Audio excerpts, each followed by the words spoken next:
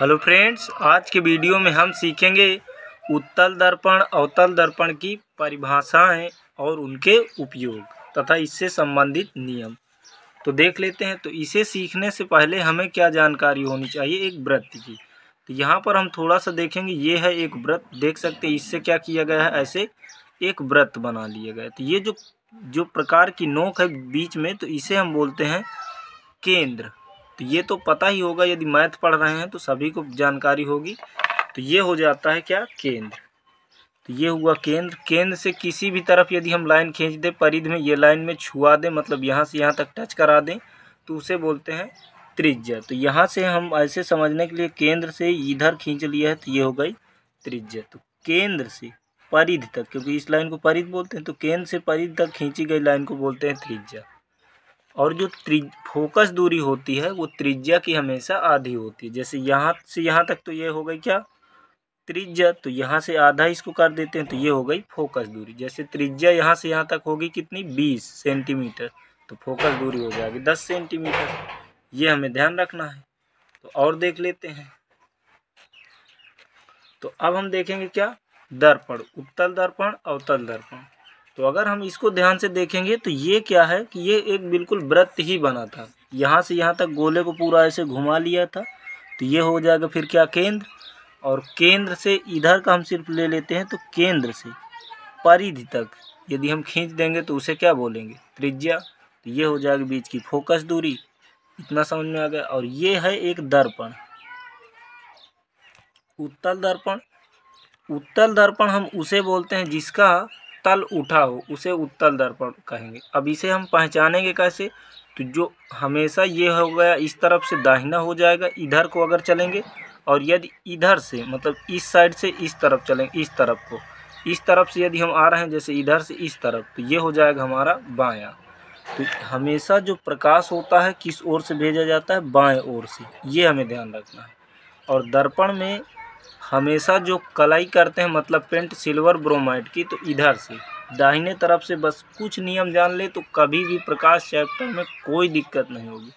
तो इधर प्रकाश हमेशा दाहिने तरफ पेंट किया जा, वो पेंट हमेशा दाहिने ओर से किया जाता है। तो इधर से कर देंगे सिल्वर ब्रोमाइड का। और जो प्रकाश आता है हमेशा किस ओर आता है, बाएं ओर से। और वस्तु भी हमेशा बाईं ओर रखी जाती है। तो इधर से हम झांकेंगे, मतलब झांकने का मतलब देखेंगे दर्पण की ओर। तो इधर से, तो इस तरफ से अगर देखेंगे तो बताओ ये जो हिस्सा है ये दर्पण का, ये कैसा दिखेगा, इधर से ये टोटल, ये जो लाइन है उठा हुआ। तो अर्थात जो तल उठा हुआ दिखे तो उसे हम कह देंगे उत्तल। उद मतलब उठा हुआ तल। अगर इसे फिर इधर से देखें, इसको देख लेते हैं। तो अगर इसे हम देखेंगे तो ये लाइन हमें देखना है, ये वाली, ये जो लाइन आ रही है, तो देखना किस तरफ से, प्रकाश हमेशा बाईं ओर। तो इधर से अगर इसके इस तरफ अगर आएंगे हम, इस तरफ, तो ये रहेगा दाहिना। और इस तरफ से हम उस तरफ को देखेंगे तो ये हो जाएगा क्या, बायां। तो हमेशा प्रकाश इस तरफ से भेजना है। तो इस तरफ से अगर हम झांक के देखेंगे इसकी तरफ, तो ये रहेगा हमारा तल धंसा हुआ, क्योंकि देख सकते हैं इससे दिखेगा धंसा हुआ। तो ये हो जाएगा अव मतलब नीचे, और तल, जिसका तल नीचे हो उसे कहेंगे अवतल। इतना सिर्फ कंसेप्ट रहता है। अब ये बस ध्यान रखना है। अब अगर थोड़ा सा और हम जानना चाहें, तो जब प्रकाश इधर से मारेंगे तो पार करके दर्पण में कभी भी प्रकाश नहीं जाता, ये हमें बिल्कुल ध्यान रखना है।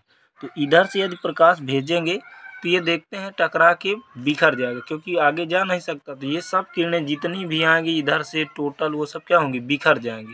टोटल किरणें बिखरेगी। तो जो किरणों को बिखेरता है तो वो कौन है, उत्तल दर्पण। ये इसी को बोलते हैं अपसारी, क्योंकि जो किरणों को बिखेर दे उसे बोलते हैं अपसारी। इतना ध्यान रखना।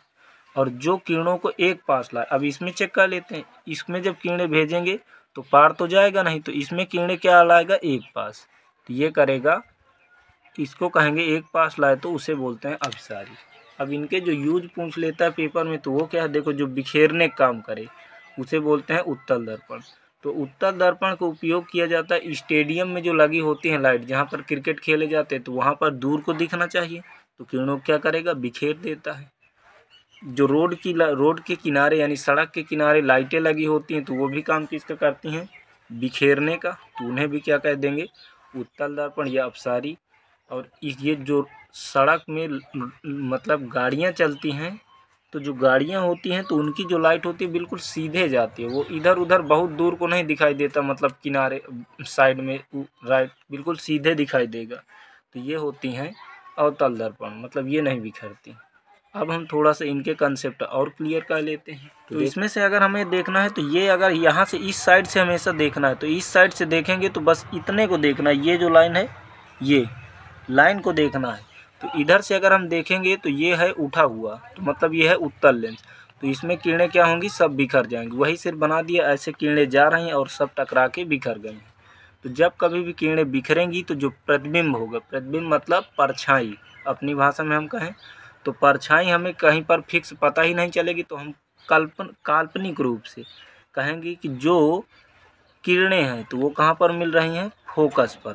बस इतना हमें ध्यान रखना है। तो यहाँ पर देख लेते हैं तो ये कहाँ पर मिल जाती हैं, फोकस पर। अब ये सिर्फ काल्पनिक रूप से मतलब कल्पना या आभास होता है, इसीलिए इन किरणों को बोलते हैं आभासी किरणें, मतलब निश्चित नहीं, आभास हो रहे हैं इसीलिए।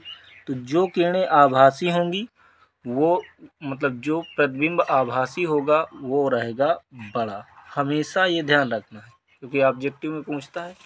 अब इसके उसी से इसमें ये तो बहुत आसान हो जाएगा। इधर से हम देखेंगे प्रकाश, देखो ये जा रहा है प्रकाश की किरणें, तो ये टकराएंगे और कहाँ पर आ जाएंगी, क्योंकि पार तो होना नहीं, तो ये आ जाएंगी सभी फोकस पर। तो ये मिलती हैं फोकस पर, तो इधर ही बन रहा है, अर्थात ये प्रतिबिंब है असली। तो जो असली होता है उसी को हम बोलते हैं रियल या वास्तविक। तो ये वास्तविक है, ये रियल है। तो जो प्रतिबिंब रहेगा वास्तविक वो रहेगा उल्टा। बस इतना कंसेप्ट ध्यान रखना है। तो इससे संबंधित हमने कुछ परिभाषाएं अब देखना है तो वो भी देख लेते हैं। इसे देखेंगे तो यहाँ से यहाँ तक अगर हम बात करेंगे तो ये हो गया सेंटर मतलब केंद्र, और केंद्र से परिधि तक की दूरी क्या बोलते हैं हम, त्रिज्या, और त्रिज्या का आधा क्या होता है, फोकस। अब ये ध्यान देंगे ये पूरा टोटल था दर्पण। तो दर्पण का जो मध्य बिंदु होता है यहाँ से लेकर यहाँ तक ये दर्पण है, तो दर्पण के जो बीच का बिंदु होता है, देखो यही होगा बीच का बिंदु, इसे हम बोलते हैं ध्रुव, या इंग्लिश में बोलते हैं पोल, इसीलिए से शार्ट में लिख दिया। तो ये हो गया पोल। उसी तरह यहाँ पर भी लिख सकते हैं। तो बस इतना ध्यान रखना है। तो कोई पूछ ले ध्रुव की परिभाषा दर्पण में, तो कहेंगे कि दर्पण के मध्य बिंदु को दर्पण का ध्रुव कहते हैं। तो इस प्रकार से हमें सीखना था। तो आई होप कि वीडियो समझ में आया होगा। तो मिलते हैं फ्रेंड्स एक नए वीडियो के साथ। Best of luck.